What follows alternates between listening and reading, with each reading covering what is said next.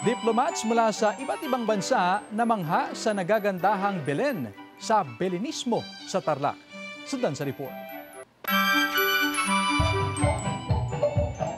Tuwing Desyembre, hindi lang lamig ng simoy ng hangin ang nararamdaman, kundi pati ang sayang dulot ng liwanag at ganda ng mga Belen sa Tarlac na taon-taong pinahahang ang mga bisita. Bahagi ng selebrasyon ng Belenismo ang diplomatic tour, kung saan iba't ibang ambassadors at diplomats mula sa iba't ibang panig ng mundo ang personal na nagtungo sa probinsya upang makita ang malikhaing konsepto ng mga kalahok. Crowd favorite ang Belen ng Santo Niño Parish ng Bamban na ginawang malalamparang hugis at dinesenyuhan gamit ang recycled materials at libu-libong lumang laruan. Sumisimbolo raw ito ng tunay na diwa ng Pasko, ang liwanag na nagmumula sa pagkakaisa, pag-asa at kabutihan lalo na sa mga kabataan. Hindi rin nagpahuli ang entry ng CYG2 na agad-agaw pansin sa mga diplomat dahil sa bilin nitong pinuno ng pet bottles at dalawang higanting ibon na gumagalaw pa. Isa sa pinakakinagiliwan ang bilin ng Armor Division na may higanting paru-paro na tila sumasayaw sa hangin. Simbolo raw ng pagbabago at panibagong paglipad ng bawat Pilipino. I really love the colors and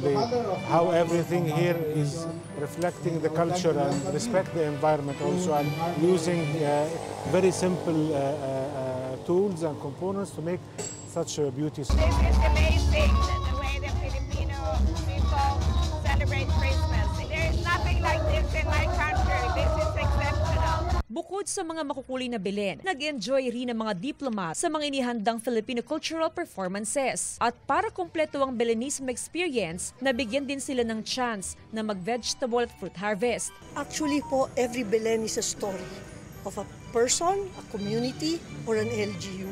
Siguro ho, it showcases that we have something to be proud of in the Filipino culture. Sa bawat ilaw, bawat disenyo at bawat kwento sa likod ng mga Belen, isang paalala ang hatid ng Tarlac na sa kabila ng dilim, may ilaw ng pag-asa na parating magniningning. Jasmine Gabriel Gulban, One North Central Luzon.